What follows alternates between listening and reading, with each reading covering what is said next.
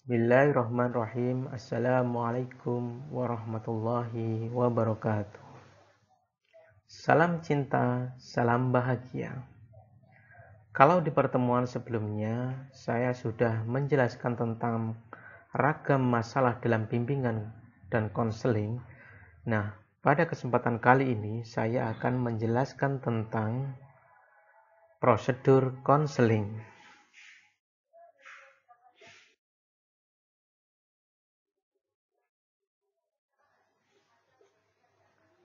Nah, dalam layanan bimbingan dan konseling tidak dapat dilakukan secara sembarangan, ya. Namun harus dilakukan dengan secara tertib berdasarkan apa yang disebut dengan prosedur tertentu. Nah, ada beberapa prosedur dalam bimbingan dan konseling. Adalah analisis, ya. Langkah analisis atau analisa ini berarti mengumpulkan data, fakta, atau informasi tentang diri klien dan lingkungannya. Data, fakta, atau informasi ini dikumpulkan dari berbagai sumber dengan menggunakan alat-alat pengumpulan data yang memadai melalui beberapa tahapan seperti wawancara atau interview dengan klien. Kemudian juga bisa dilakukan secara penelitian secara langsung dan pengamatan atau analisis terhadap data sebanyak-banyaknya. Ya.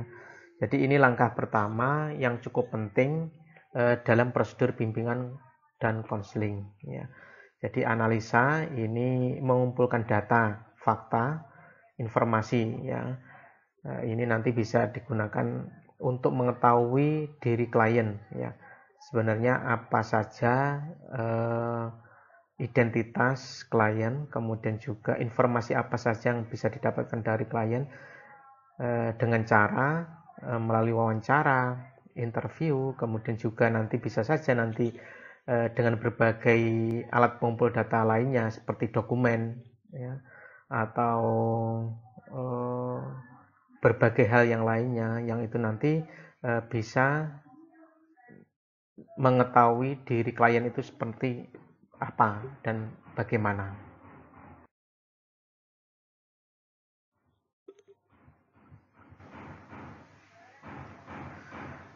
Tahap berikutnya adalah sintesis. Langkah sintesis ialah suatu langkah pemilihan terhadap sumber data, fakta, atau informasi yang telah tersedia dipilih sesuai dengan kebutuhan dan masalah yang sedang atau akan dihadapi dalam proses konseling. Ya. Jadi sintesis ini lebih kepada memilah data yang spesifik berkaitan masalah yang dihadapi oleh klien. Ya. Dalam langkah ini juga dilakukan pengumpulan data tentunya. Ya.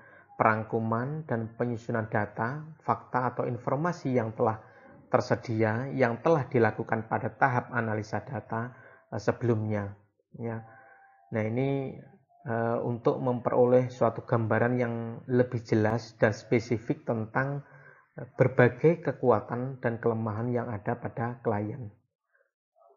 Ya, yang berkaitan dengan kesanggupannya untuk menyesuaikan diri ataupun berkaitan tentang kekuatan kelemahan ketika dia menghadapi masalah yang dihadapi. Nah ini sebagaimana yang dikatakan oleh Profesor Bimo Walgito bahwa sintesis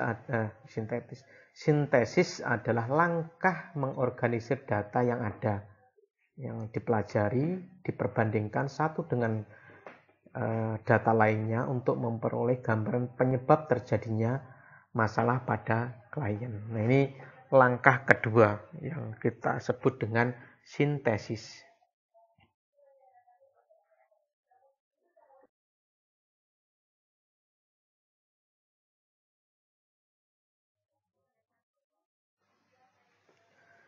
Nah, langkah berikutnya adalah diagnosis. Langkah diagnosis yaitu langkah untuk menetapkan masalah yang dihadapi, kasus beserta latar belakangnya. Ya.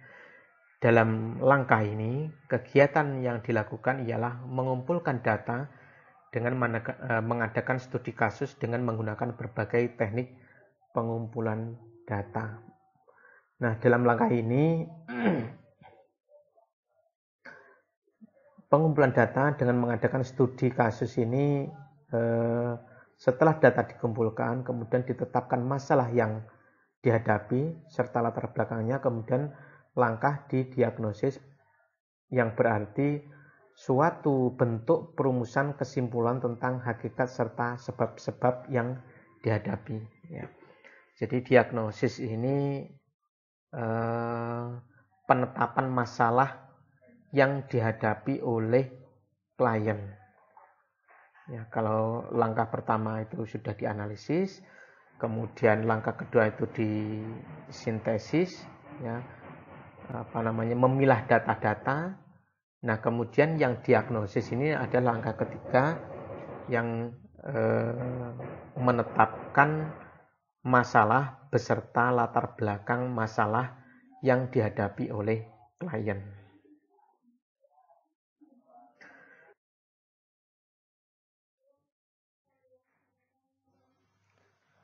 Langkah berikutnya adalah prognosis.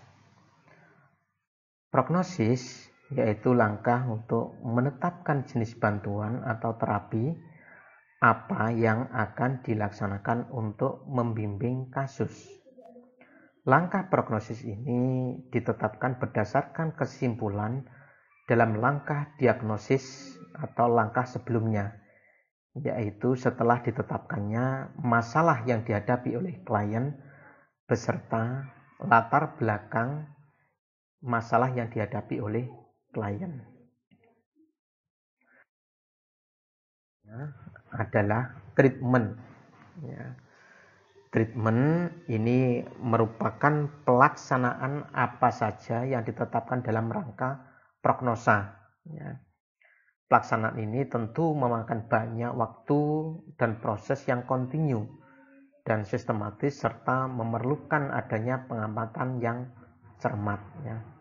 Treatment ini atau perlakuan ataupun pelaksanaan yang ditetapkan ini suatu langkah-langkah yang ditetapkan dalam rangka untuk memecahkan masalah yang telah dihadapi berdasarkan prognosa yang sebelumnya dilakukan. Nah,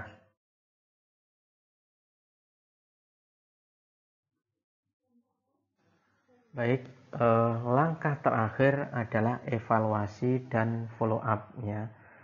Langkah terakhir dalam penyelesaian masalah ini adalah proses pengevaluasian terhadap hasil dari tahapan-tahapan sebelumnya atau tahapan-tahapan langkah-langkah yang telah dilakukan sebelumnya.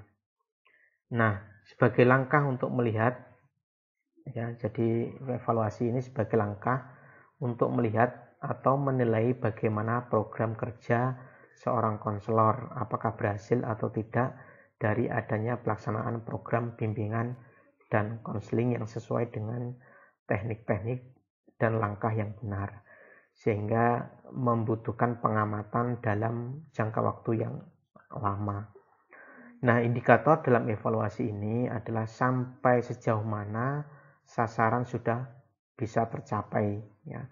Keputusan untuk menghentikan adanya usaha bersama antara klien dan konselor meskipun klien merupakan determinator untuk utama bila sasaran sudah tercapai.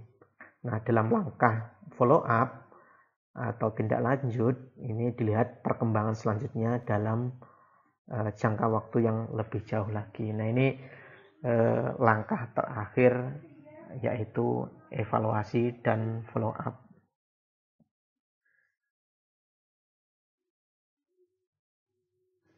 Nah, ini adalah langkah-langkah yang dilakukan oleh prosedur dalam bimbingan dan konseling ya. Nah, ini saya memberikan contoh dalam konteks ini misalkan penurunan prestasi siswa misalkan seperti itu. Nah, langkah pertama ya misalkan analisis ya. Kenapa analisis ini dilakukan seperti tadi ya? Analisis itu adalah langkah pengumpulan data dan informasi. Nah, kira-kira anak yang mengalami penurunan prestasi tadi itu seperti apa ya, dari segi track record prestasi yang telah dicapai selama ini, kemudian dari segi kepribadian, pendidikan, latar belakang, dan berbagai hal berkaitan tentang anak tersebut atau siswa yang mengalami penurunan prestasi belajar tersebut. Nah, kemudian langkah berikutnya ini ada sintesis ya. Nah, sintesis tadi adalah mengklasifikasikan masalah dari analisis yang sudah ada ya. Dari beberapa analisis yang sebelumnya dilakukan, kemudian muncul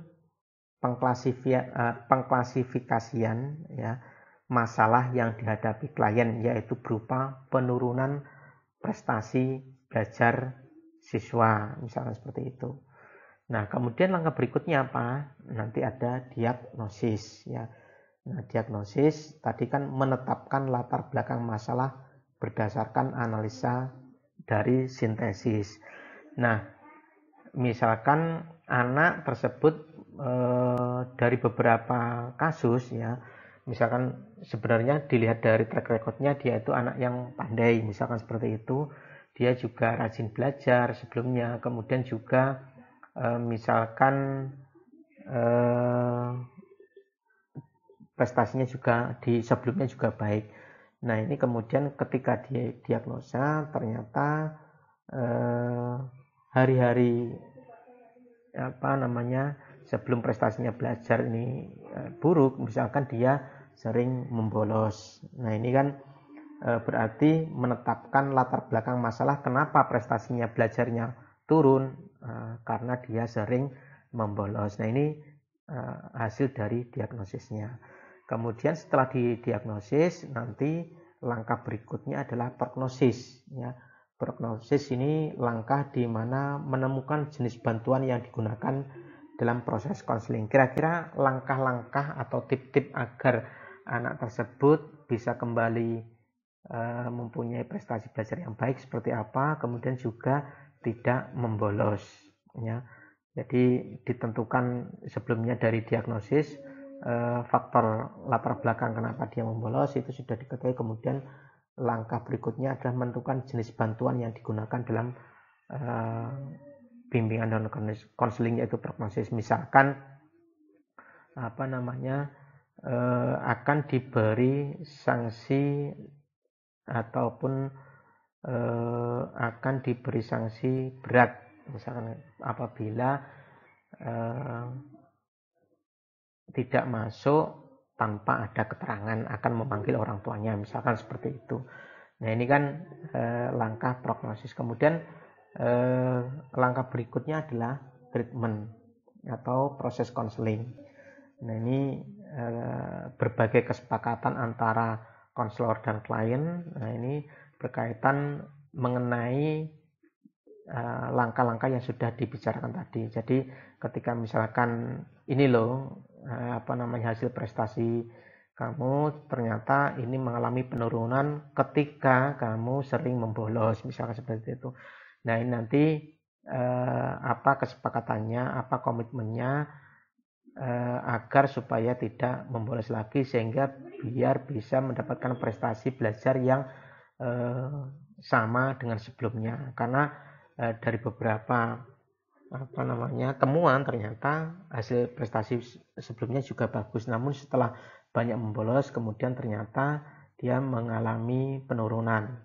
Nah, lalu bagaimana? Ternyata ada beberapa temuan, misalnya dia sering membolos karena ingin ada les, misalkan les tambahan, les ekstra misalkan. Nah, itu kan harus dikomunikasikan, membagi jadwal agar tidak berbenturan sehingga tidak bolos, kemudian juga kegiatan ekstra yang diinginkan itu juga bisa berjalan dengan baik. Nah, ini sama-sama memberikan solusi di antara keduanya, sehingga komitmen ini tentu harus ditetapkan. Jadi seperti itu. Nah, langkah berikutnya adalah evaluasi dan follow up. Nah, kira-kira apa yang sudah dilaksanakan, langkah-langkah tadi sudah bisa berjalan apa belum? Ini kan memerlukan jangka waktu yang panjang, ya. Jadi apakah dia sudah memperbaiki, sudah berkomitmen dengan apa yang sudah dilakukan, kemudian membagi jadwal dengan antara jam sekolah dengan ekstra di luar, misalkan seperti itu. Nah, ini sama-sama berjalan apa tidak. Nah, ini nanti ketika itu sudah berjalan berarti prosedur bimbingan konseling sudah berjalan dengan baik tentunya. Nah, ini apabila ini juga belum bisa, nah nanti akan kembali lagi, analisis lagi, sintesis, diagnosis, prognosis, dan begitu seterusnya. Karena memang ini adalah mata rantai yang saling terkait antara satu dengan yang lainnya. Nah, saya kira itu dulu untuk pertemuan kita kali ini yang membahas tentang prosedur konseling. Akhir kalam, wassalamualaikum warahmatullahi wabarakatuh. Salam cinta, salam bahagia.